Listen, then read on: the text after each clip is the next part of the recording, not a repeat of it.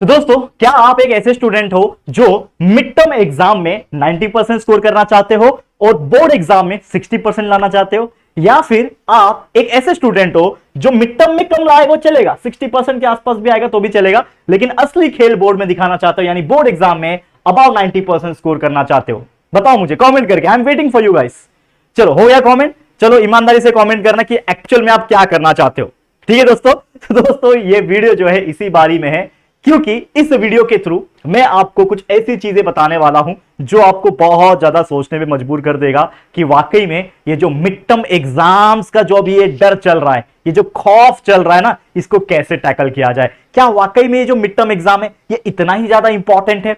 क्या हमारे लिए बोर्ड एग्जाम ज्यादा मायने रखता है? क्या मिड टर्म एग्जाम के मार्क्स बोर्ड एग्जाम में काउंट होते हैं? क्या मिड टर्म एग्जाम हमारा खराब जाता है तो बोर्ड एग्जाम भी खराब जाएगा? ये सभी चीज अगर आपके मन में भी चल रहा है, ये सभी सवाल अगर आपके मन में चल रहे हैं, तो सारे सवालों का जवाब आज इस वीडियो के अंदर आपको मिलेगा। तो चलिए इस वीडियो की शुरुआत करते हैं। नमस्कार दोस्तों, मैं हूं राहुल जयसवाल एंड स्वागत करता हूं आप सभी का एक बार फिर हमारे यूट्यूब चैनल JR कॉलेज में। ठीक है, तो शुरुआत करते हैं आज का वीडियो, जो कि होने वाला एक स्ट्रैटेजी वीडियो, जिसमें मैं आपको बताऊंगा कि मिड टर्म एग्जाम्स के लिए अगर आप प्रिपेयर कर रहे हो तो आपको किस तरीके से प्रिपेयर करना है, ताकि मिड टर्म तो आपका ठीक ठाक जाए लेकिन उससे भी बेहतर आपका बोर्ड एग्जाम जाए। ठीक है, तो शुरू करते हैं। चलो, सबसे पहले मैं आपको बताना चाहता हूं यहां पे द मोस्ट इंपॉर्टेंट थिंग, कि आप लोग का अभी जो टाइम चल रहा है वो मिड टर्म एग्जाम का चल रहा है। तो मुझे एक और चीज कमेंट करके बता देना कि क्या आपके मिड टर्म एग्जाम यानी फर्स्ट सेमेस्टर एग्जाम स्टार्ट हो गए हैं, और अगर हो गए हैं तो फटाफट से कमेंट करके बता देना। अगर नहीं भी होंगे तो कोई बात नहीं। तो चलिए, तो सबसे पहले कुछ इंपॉर्टेंट पॉइंट्स के ऊपर नजर डालेंगे हमेशा की तरह, और उसके बाद मैं स्ट्रैटेजी बताने वाला हूं। वीडियो को एंड तक देखना, छोड़ के मत जाना, नहीं तो स्ट्रैटेजी मिस कर दोगे। ठीक है, तो सबसे पहले यहां पे बात कर लेते हैं। अब आपको सबसे पहले काम क्या करना है, study according to your boards. बहुत सारे ऐसे बच्चे होते हैं जो मिड टर्म एग्जाम के हिसाब से पढ़ाई करते हैं। मान लो कि ये जो आपका एकेडमिक शुरू हुआ था लगभग मई के आसपास शुरू हो गया होगा, मई जून जुलाई अगस्त सितंबर बीत चुका, अक्टूबर ऑलमोस्ट मिडल चल रहा है, तो आपने 4 या 5 महीने आपने समझ लो कुछ खास पढ़ाई नहीं किया होगा।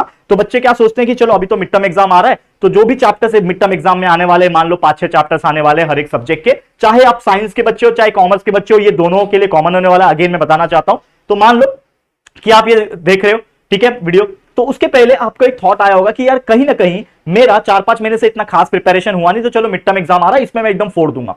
तो आप एकदम मेहनत करते हो और ये जो 4-4 5-5 चैप्टर जो आपके बोर्ड एग्जाम जो मिड टर्म एग्जाम में आने वाले हैं उसका प्रिपरेशन आप ऊपर ऊपर से कर लेते हो।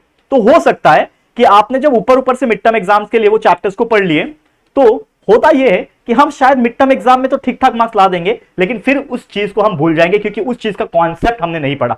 तो अगेन मैं बोलना चाहता हूं कि आप मिड टर्म एग्जाम्स के लिए मत पढ़ो, आपको क्या करना है, बोर्ड एग्जाम्स के पॉइंट ऑफ व्यू पढ़ाई करना है। अब कहने का मतलब board exam point of view पढ़ाई करना है, इसका मतलब क्या है कि आपको हर एक टॉपिक को एकदम थोरोली याद करना है।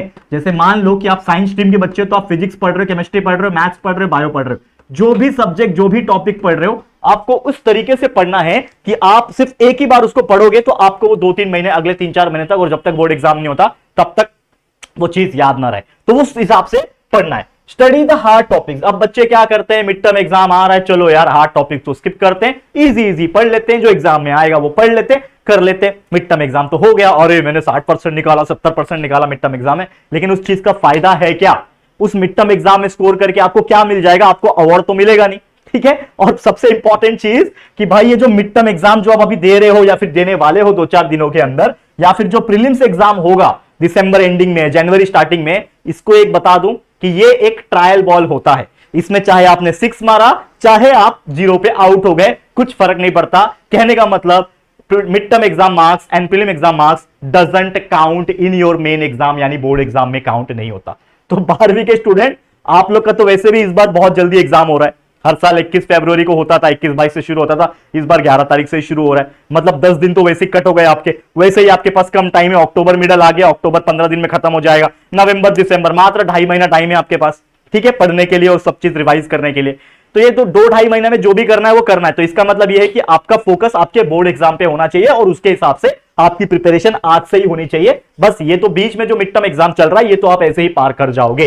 अब एक और इंपॉर्टेंट चीज ये है कि मिड टर्म एग्जाम, ठीक है, मिड टर्म एग्जाम जो है ये इंपॉर्टेंट इसलिए भी है कि आप लोग इसको कैजुअली ना लो। अब जैसे मैंने यहां पे आपको बोला, थोड़ा सा कॉन्ट्रडिक्ट करूंगा, यहां पे मैंने बोला कि मिड टर्म एग्जाम का मार्क्स मायने नहीं रखता, लेकिन इसका मतलब यह है क्या कि आप मिड टर्म एग्जाम को एकदम कैजुअली ले लोगे, ठीक है ना, मिड टर्म ही तो है, नहीं पढ़ूंगा, जाओ मिड टर्म में नहीं पढ़ना है मेरे को, जाने दो, फेल हो गया तो भी क्या ही फर्क पड़ता है मेरे को, कोई सर्टिफिकेट या फिर कोई रिजल्ट में इसका फर्क पड़ेगा नहीं मेरे को।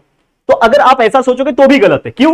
क्योंकि मिड टर्म एग्जाम कहीं ना कहीं आपको एक अपॉर्चुनिटी के तौर पे लेकर आया है और आपको पढ़ने के लिए फोर्स कर रहा है कि भाई तू जितना पढ़ सकता है उतना पढ़ ले और मिड टर्म एग्जाम दे दे, और उसके बाद तेरा असली खेल शुरू होना चाहिए। यानी मिड टर्म एग्जाम जैसे ही खत्म होगा, दिवाली की वैकेशन भी इतनी मिलती नहीं, आपको पता है ना, 10वीं और 12वीं वाले को दिवाली की वैकेशन भी नहीं मिलती है, ना मात्रा 2-4-5 दिन मिल गई, बहुत बड़ी बात होती है। तो उसमें आपको इतना डेडिकेशन के साथ मेहनत कर देना, और ये जो बचे हुए 2-2.5 महीना इतना मेहनत करना है कि आप बोर्ड्स में उसको फोड़ सको। लेकिन कहीं ना कहीं थोड़ा कंट्रीब्यूशन मिड टर्म का होगा, क्योंकि मिड टर्म के लिए जो आपने पढ़ा होगा और ईमानदारी से अच्छे से पढ़ा होगा, कंसेप्चुअल नॉलेज के साथ पढ़ा होगा, तो आगे आपको वो हेल्प करेगा। साथ ही में और एक इंपॉर्टेंट चीज बताना चाहता हूं कि आप, जैसे मैंने अभी बोला, आपको पढ़ना है याद रखने के लिए, learn to remember for long term.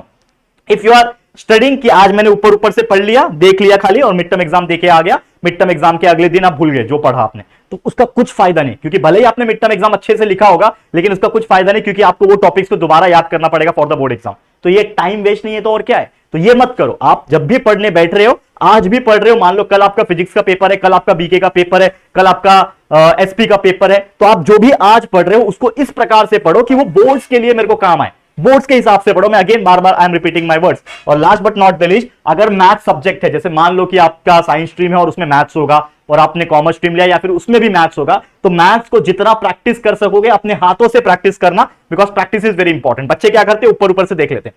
अब इंटीग्रेशन जो है उसके स्टेप्स को ऊपर से देख के जाओगे, या फिर यूट्यूब पे वीडियोस देख रहे हो, सिर्फ देख के जाओगे तो काम नहीं चलने वाला। आपको बकायदा सॉल्व करना पड़ेगा कि क्या लग रहा है उसमें, डब इंटीग्रेशन लग रहा है कि क्या लग रहा है, डिफरेंशिएशन कैसे लग रहा है, उसका फॉर्मूलास कैसे अप्लाई हो रहे हैं, कौन से टाइप का इंटीग्रेशन है, कौन से टाइप का डेरिवेटिव है, एप्लीकेशन ऑफ डेरिवेटिव किस तरीके से लग रहा है, समझ में आ रहा है। तो ये चीज फोकस करो। अब ये ओवरऑल मैंने थोड़ी बहुत बातें कर ली, ये चीज को आपको क्लियर हो गया होगा। अब आ जाता हूं रियल मुद्दे पे, जो कि हमारा स्ट्रैटेजी मिड टर्म एग्जाम्स के लिए, कि आपको किस तरीके से प्रिपेयर करना है ताकि इसको लेके चल सको बोर्ड एग्जाम के लिए। अब यहां पे जो मैं बताना चाहता हूं, जो कि है strategy video, step number 1। Step number 1 क्या बोलता है, analyse the remaining days and plan your chapters and plan your learning. अब जैसे कि आप एक चीज समझते होंगे बहुत अच्छी तरीके से, देखो यहां पे ध्यान से, जैसे आप एक चीज जानते होंगे कि मान लो कि मैं ऐसा पकड़ के चल रहा हूं कि आप लोग का एग्जाम 18 अक्टूबर से शुरू हो रहा है, मुझे नहीं पता, बहुत सारे बच्चों का एग्जाम स्टार्ट हो चुका है, बच्चे मैसेज करते हैं, बहुत सारे बच्चों का नहीं भी हुआ है, 18 तारीख से शुरू हो रहा है, किसी का 20-21 तारीख से शुरू हो रहा है। तो मैं एक एवरेज पकड़ के चलता हूं कि 18 तारीख से मान लो कि आपका एग्जाम जो है वो शुरू हो रहा है।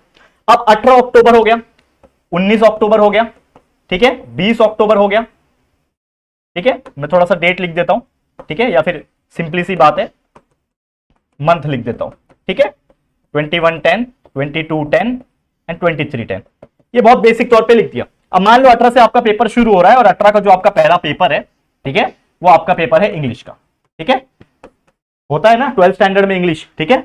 19 को जो आपका पेपर है वो है हिंदी का, या फिर अगर कोई ऐसा बच्चा है जिसने CS या फिर IT वगैरह लिया होगा वो होगा। उसके बाद यहाँ पे रियल पेपर जो शुरू हो रहा है, यहाँ पे समझ लो किसी का फिजिक्स होगा, और जो हमारे कॉमर्स वाले बच्चे हैं उनका मान लो होगा लेट्स सपोज SP होगा, ठीक है, दूसरे का होगा केमिस्ट्री। ये एक अंदाजा बता रहा हूं, एक मेरे तरफ से अंदाजा, ये समझ के लो पहले मैं क्या बताने की कोशिश कर रहा हूं। किसी का केमिस्ट्री होगा 12th का, तो मान लो इसका OCM होगा। अगर मैथ्स होगा हमारे 12th वालों का, तो समझ लो 12th कॉमर्स साइंस वाले का मैथ्स होगा, तो समझ लो कॉमर्स वाले का समझ लो होगा लेट्स सपोज BK होगा, ऐसा मैं मान के चलता हूं। और एक और पेपर होता है जैसे बायोलॉजी होता है, जिन्होंने बायोलॉजी लिया होगा, और जिन्होंने कॉमर्स लिया है उसका समझ लो होगा कौन सा सब्जेक्ट बच गया, SP, OCM, BK और इकोनॉमिक्स। ये हो गया मेन सब्जेक्ट जो मैंने लिख दिया, तो एक अंदाजा मैंने लिख दिया। अब मान के चलो कि आपके पास ये 18, 19, 20, 21, 22, 23 ये लगातार है, बीच में कोई संडे भी आ रहा होगा, कौन सा दिन है वो देख लेना, मुझे नहीं मालूम। मैंने एक रफली एक नॉर्मल लिखा हुआ है, ठीक है, एक रफली मैंने लिखा हुआ है। अब जैसे कि मैं जानता हूं कि ये जो वीडियो आपको मिल रहा होगा लगभग 15 या 16 तारीख को मिल रहा होगा, तो कहने का मतलब वैसे भी आपके पास दिन नहीं है, तो मैं आपको ये नहीं बता रहा कि बचे हुए दिन को आप अच्छे से पढ़ो, लेकिन मैं आपको यह बता रहा हूं कि आपके पास कितने दिन है, उसमें भी आप बहुत सारी चीजें कर सकते हो। जैसे मान के तौर पे 18 से 19 आपका इंग्लिश का पेपर है और हिंदी का पेपर है, तो इसमें बहुत ज्यादा पढ़ने की जरूरत नहीं है। और आपको एक और चीज बता दूं, इंग्लिश के लिए हमारे इसी चैनल JR कॉलेज के ऊपर आपको बहुत सारे वीडियोस आपको देखने मिल जाएंगे। आप बस सर्च करना 12th English video by JR college, तो आपको बहुत सारे वीडियो जो हमने एग्जाम्स के लिए बनाए थे, बोर्ड एग्जाम पिछले साल के लिए, तो आपको मिल जाएंगे, तो आप जरूर से एक बार देख लेना, वो आपको हेल्प हो जाएगा। इसके अलावा हिंदी वगैरह के लिए हम पूरी कोशिश कर रहे हैं डालने के लिए, आपको मिल जाएगा, और चेक भी कर लेना, बहुत सारे वीडियोस अवेलेबल है, ठीक है। बाकी एक और चीज मैं बताना चाहता हूं, अगेन कुछ बच्चे जो होंगे जो शायद पहली बार अगर मुझे देख रहे होंगे, तो मैं बताना चाहता हूं हमारे इस चैनल JR कॉलेज के ऊपर साइंस डिपार्टमेंट का और कॉमर्स डिपार्टमेंट का 11th एंड 12th का दोनों का ही पूरा जितने भी चैप्टर्स होते हैं सभी के लेक्चर बाय लेक्चर वीडियोस हमने पढ़ा के अपलोड करके रखा हुआ है बेस्ट क्वालिटी के साथ, बेस्ट टीचर्स और सब्जेक्ट मैटर एक्सपर्ट के साथ। तो आप जरूर से हमारे वीडियोस देख सकते हो। एक बार वीडियो जब देखोगे तो कॉन्सेप्ट क्लियर आ जाएगा, और कॉन्सेप्ट क्लियर होगा तो आपको लर्न करने में आसानी होगी। एक बार देखो, पढ़ के देखो कि कैसा लग रहा है हमारे पढ़ाने का तरीका, तभी तो आपको रियलाइज होगा। बहुत सारे टीचर्स ऐसे हैं जिनको काफी एक्सपीरियंस है, बहुत सारे टीचर यंग भी है, नए भी है, 1-2 साल का एक्सपीरियंस है, लेकिन पढ़ाने का तरीका काफी डिफरेंट है। आप देखो, बहुत मजा आएगा। तो ये जो चीज मैं बता रहा था, अब आपने क्या किया, डेज को एनालाइज किया। तो मान लो इसके बीच में 1 दिन का गैप है, ठीक है, इसके बीच में, हर एक के बीच में 1 दिन या फिर 2 दिन का जो भी गैप अगर आपको मिल रहा है, आप देखो, मुझे नहीं पता आपका टाइम टेबल, मुझे नहीं पता, लेकिन आपको पता है कि गैप्स कितने, उन गैप्स में आप देखो कितने चैप्टर्स को लर्न करना है। मान लो आपने फिजिक्स की बात करो तो आपको 6 चैप्टर आने वाला है, या फिर 8 चैप्टर, जो भी चैप्टर आने वाला है उसके हिसाब से एनालाइज करो। अब आपको मैं एक चीज क्या बता रहा हूं, मेरा देखो ये जो स्ट्रैटेजी जो है, ये बताने का मकसद क्या है, मैं आपको अगेन बताना चाहता हूं, देखो ध्यान से। तो मैं ये नहीं बोल रहा कि एक ही दिन का टाइम है और एक दिन में आप 8 चैप्टर पढ़ सकते हो। देखो बच्चे, आपने कुछ ना कुछ तो पहले से पढ़ाई किया होगा, लेकिन मैं आपको ये बोलना चाहता हूं कि जैसे कि फिजिक्स में 8 चैप्टर है या फिर आपके एसपी में 8 चैप्टर है, तो मैं ये नहीं बोल रहा हूं कि मिड टर्म के लिए आप 8 का 8 पढ़ो। मैं आपको ये बोल रहा हूं क्योंकि आपका टारगेट तो बोर्ड एग्जाम है, आपका टारगेट बोर्ड एग्जाम है, तो आप क्या करो, इस 8 में से कम 4 चैप्टर को इतना बेहतरीन तरीके से कर लो कि उसमें से कुछ भी आ जाए मिड टर्म में, आप फोड़ दोगे उसको। कुछ भी आ जाए भाई, उसको फोड़ दोगे। कोई भी 4 चैप्टर जो आपके सिलेबस में होगा, जो मिड टर्म में आने वाला है, उसकी बात कर रहा हूं मैं, क्योंकि ये जो स्ट्रैटेजी है मिड टर्म को लेके है, मिड टर्म को लेके बोर्ड तक है, ठीक है।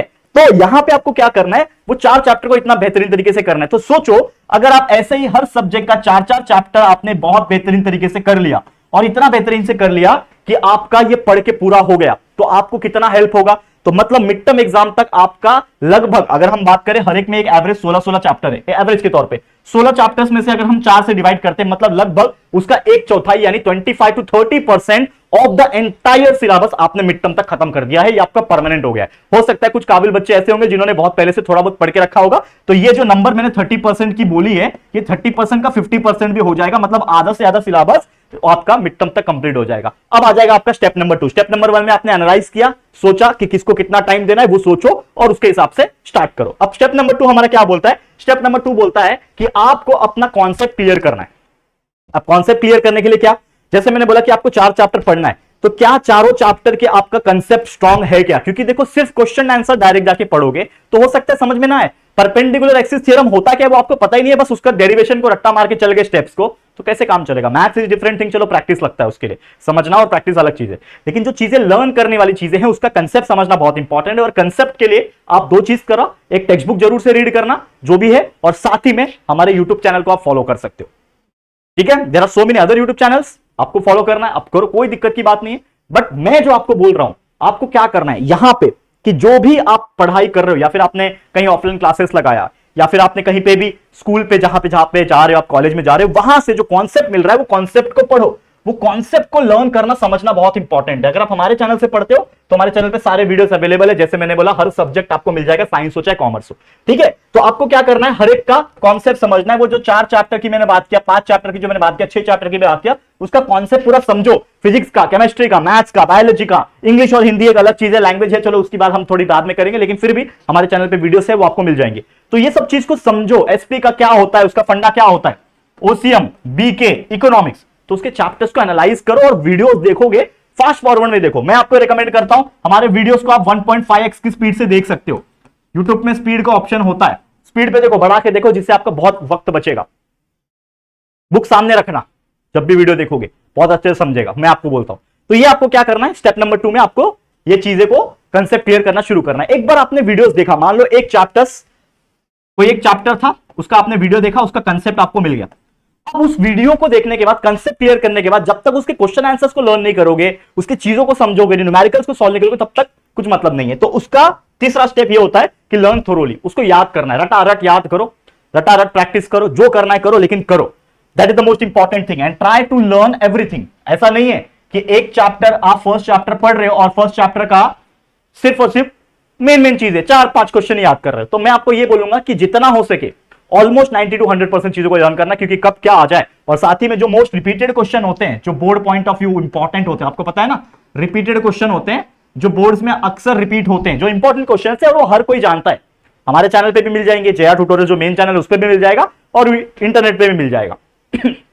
तो कुछ ऐसे क्वेश्चंस होते हैं उसको तो करना ही करना है, लेकिन ट्राई करना पूरे चैप्टर्स को बहुत अच्छी तरीके से समझने की, ठीक है। उसके बाद न्यूमेरिकल्स होंगे, उसको समझो, सॉल्व करो। फिजिक्स के न्यूमेरिकल से, केमिस्ट्री के न्यूमेरिकल से, एसपी में हो सकते हैं, बीके सब्जेक्ट कॉमर्स के बच्चे हो तो बीके बुक कीपिंग में न्यूमेरिकल्स होते हैं, ठीक है ना, पूरा प्रॉब्लम्स होता है, ठीक है, एनपीओ वगैरह, ठीक है। थियरी हो गया, ऑब्जेक्टिव्स हो गया, हर एक को छोड़ो मत, हर एक को करो, एक को भी नहीं छोड़ना है, तो जितना हो सके करना। और उसके बाद जब ये सब पढ़ के हो जाएगा तो मान लो फिर भी आपको पास समय बचता है, कल एग्जाम है, रात का समय हो गया, समय बचता है, तो आपको क्या करना है, try to revise if possible, अगर पॉसिबल है तो रिवाइज करना, क्योंकि हमारा मकसद मिड टर्म तो था ही नहीं ना, हमने तो पहले ही बोला कि मिड टर्म तो मेरा मकसद नहीं है। मैं मान लो 8 चैप्टर एग्जाम में आने वाले, मैंने 2 ही चैप्टर करके ही जा रहा हूं, तो मैं आपको मेरी स्टोरी बताता हूं। प्रीलिम्स में मुंह उठा के गया था, प्रीलिम्स तक मेरे को कुछ नहीं आता था, लेकिन प्रीलिम्स के बाद जो छुट्टी हुई उसमें इतना अच्छे से पढ़ लिया कि मेरे को अच्छे खासे परसेंटेज आ गए थे, ठीक है, 70% के आसपास मेरे को मिल गए थे। लेकिन मेरा मुद्दा वो नहीं है बच्चा, मेरा मुद्दा वो है कि मैं आपको क्या बता रहा हूं, मैं आपको यह चीज बता रहा हूं कि आपको पढ़ना कैसे है। आपका पढ़ना बोर्ड्स है, लेकिन मिड टर्म कम आए तो भी चलेगा, लेकिन आपने जितना एफर्ट डालना था आपने डाला, तो वो मैं आपको बताने की कोशिश कर रहा हूं। तो रिवाइज कर लेना, अगर पॉसिबल है तो नहीं रिवाइज कर पाए कोई बात नहीं, एग्जाम जैसा जाता है देखिए आना, कम आया, फेल हो गए, पासिंग मार्क्स जो भी है कोई फर्क नहीं पड़ता, मिड टर्म है भाई, एग्जाम हो गया, एग्जाम होने के बाद थोड़ा बहुत 2-4 दिन दिवाली सेलिब्रेट करना, दोबारा मौका नहीं मिलता दिवाली का, 2-4 दिन फैमिली के साथ अच्छा टाइम स्पेंड करना, मजे करना, कोई बात नहीं। लेकिन जैसे दिवाली खत्म हो जाएगा इसके 1-2 दिन के बाद फिर से रेस में लग जाना, और अब आपका जो एक्चुअल टारगेट है वो है आपका step number 5, that is start preparing for your boards. अब आपके रास्ते में कोई रुकावट नहीं है, कोई दूसरा एग्जाम नहीं है, प्रीलिम्स वगैरह है लेकिन उसको छोड़ो, अब आपको बोर्ड एग्जाम के हिसाब से पढ़ना है, ठीक है। तो जितना हो सके हम मेहनत करेंगे, और मैं पूरी कोशिश करूंगा कि आपके लिए बहुत जल्दी अक्टूबर से जनवरी का एक स्ट्रैटेजी वीडियो में लेकर आऊं 12th बोर्ड के लिए। 10th के लिए मैंने बना रखा है हमारे मेन चैनल JR ट्यूटोरियल्स के ऊपर, लेकिन आपके लिए JR कॉलेज चैनल पे ही मैं, हाँ ऑलरेडी अपलोडेड नहीं लिखा है मैंने यहां पे, ऑलरेडी नहीं है, ये सून टू बी अपलोडेड, ठीक है, सून अपलोडेड मतलब सून, जल्दी मैं 2-4 दिनों के अंदर अक्टूबर से जनवरी का स्ट्रैटेजी लाऊंगा, लेकिन वो बोर्ड्स के लिए होगा, मैं इसलिए नहीं डाल रहा था क्योंकि अभी मिड टर्म चल रहा है। तो ये चीजें आपको मिड टर्म के हिसाब से फॉलो करनी है, और फिर उसके बाद दिवाली के बाद लग जाना है हमारे रियल मुद्दे के ऊपर जो कि है बोर्ड्स एग्जाम, ठीक है। समझ में आ गया? तो बस इसी के साथ इस वीडियो को मैं एंड करता हूं, काफी बड़ा वीडियो बन गया, बट जो मेन मकसद था बताने का वीडियो का, वो उम्मीद करता हूं कि आप लोग ये समझ में आ गया होगा, ठीक है। तो ये वीडियो इसके साथ एंड होता है, ये उम्मीद करता हूं आपको बहुत अच्छा लगा होगा। वीडियो पसंद आया तो प्लीज वीडियो को लाइक करना, शेयर करना। मैं चाहता हूं आपके हर एक 12वीं के फ्रेंड, साइंस डिपार्टमेंट में हो, कॉमर्स डिपार्टमेंट में हो, आर्ट्स में भी हो, सभी को ये वीडियो शेयर करना। और अगर पहली बार आए हो चैनल पर, अभी तक चैनल को सब्सक्राइब नहीं किया है, तो फटाफट से हमारे चैनल को सब्सक्राइब करके बेल आइकन को प्रेस कर देना, ठीक है दोस्तों। चलो फिर जल्दी मिलेंगे एक और नई वीडियो में, तब तक के लिए thank you and good bye.